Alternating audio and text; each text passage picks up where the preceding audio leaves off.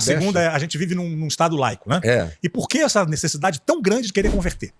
Meu Deus, é domínio e poder.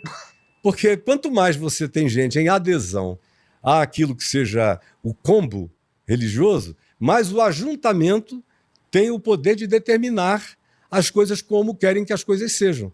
Só que, infelizmente, além de tudo, e para piorar tudo, quando o outro diz, não, eu penso diferente, eu sinto diferente, eu estou bem sendo diferente, sendo eu mesmo, você se torna antagonista dele, que não quer se geminar com a sua doença, com a sua idiosincrasia, com a sua perversão de mente.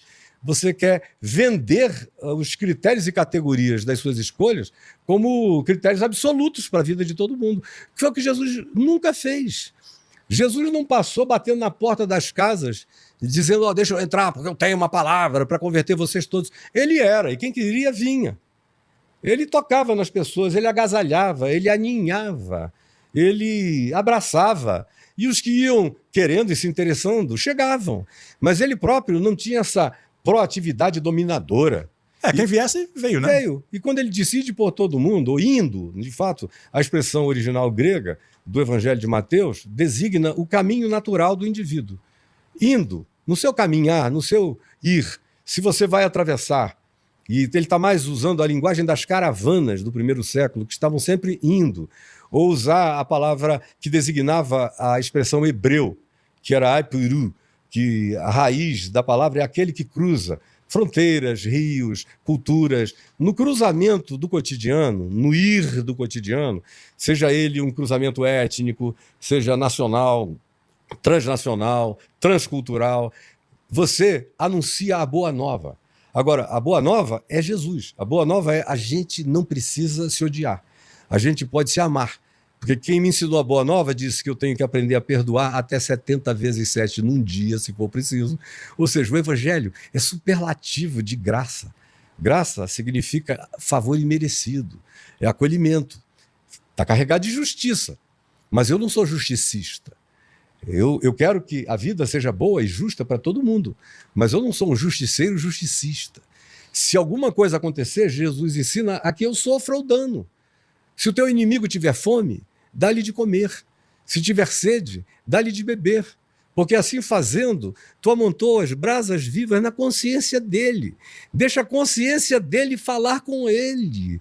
O teu grande poder é a força do bem, é vencer o mal com o bem. Esse é o ensino. Ou como ele diz, se alguém te ferir uma face e quiser bater na outra, deixa bater também na outra. Bater cansa, cara. Eu lutei muitos anos. Eu sei que bater cansa. Se você vai sair no palco com alguém, decida logo como vai ser e acabe logo. Porque, do contrário, se demorar muito tempo e o outro tiver resistência, ele vai se voltar contra você.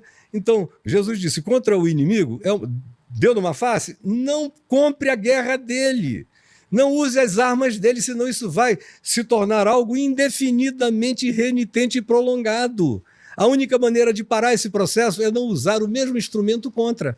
Se você usar, aí fica o argumento do Netanyahu. O Hamas veio, matou 1.200, por isso a gente já matou 30 mil, 70 mil, são mulheres e crianças, mas a gente vai descer o pau, porque eles começaram primeiro. Então agora a gente vai até o fim, mata todo mundo. Meu Deus, isso não tem fim. Aí Jesus dizendo, a geração dele que era dominada pelos romanos, se o teu inimigo te pedir a túnica, dá-lhe também a capa. Mas para esse negócio. E segue o teu caminho. Não deixa que o outro se interponha e desvie você do teu caminho, que deve ser um caminho de paz, deve ser um caminho das escolhas da paz que você faça. E aí, meu amigo, a religião não é assim. A religião é partidarista. Ela é dominadora, ela quer dominar o outro, ela quer unificação forçada, ela não quer unidade. Isso desde sempre, né? Desde sempre. Ela não carrega o sufixo da qualidade da união, unidade. Caracteriza a qualidade de união. Em 2 Timóteo, quando ele define como é que deveria ser a vida do bispo, em 1 Timóteo, no capítulo 3, ele diz o bispo, o líder, o pastor, a palavra bispo significa superintendente do grupo comunitário, aquela liderança, deve ser modesto, hospitaleiro, deve dar exemplo bom a partir da sua própria casa, no modo como trata a sua mulher, no modo como trata seus filhos, sabendo educá-los sem provocar neles ira, nem ódio, nem revolta, nem raiva, que tenha um testemunho bom dos que são de fora, dos que não pertencem à comunidade, mas olham o modo de viver daquela pessoa e diz, está aí uma pessoa íntegra, justa, reta no seu procedimento, generosa. Essa é a definição. Não é um multiplicador de bens, não é um indivíduo que tem a casa mais aparatosa, não é, como outro dia eu vi o presidente de uma denominação que eu conheço há anos e anos, o cara já está idoso, orgulhoso, dizendo agora eu tenho a minha Mercedes, último modelo, velhinho lá, que nasceu nordestino, andando de jegue. Aí tem um complexo de inferioridade enorme que vai sendo estimulado para o cara crescer dessa ascendência material. E como é psicológica e espiritualmente deseducado e frágil, o indivíduo, tanto mais quanto assim seja, mais se sente imponente e importante, galgando essas elevações e essas superioridades. E aí ele deixa e gosta de ser medido a partir do que ele possui. E aí tem igrejas onde estão os pobres paupérrimos, dão o que tem e o que não tem, como eu vi essa semana uma bispa aqui de São Paulo, dizendo, peçam dinheiro emprestado se vocês estiverem sem dinheiro. Se endividem, né? Se endividem, mas tragam para a igreja. Para a igreja não é Deus, nem são os pobres, é o bolso deles.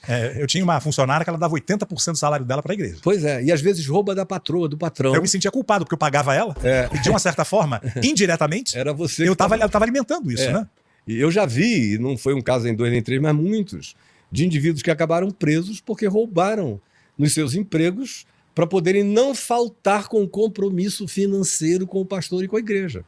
Então, é óbvio que alguém que seja do Evangelho, que seja de Jesus, que queira andar no Espírito de Cristo, vai estimular a vida modesta, onde não falte e onde não se esbanje e nem sobre. A oração que Jesus ensinou já diz e conta a história inteira.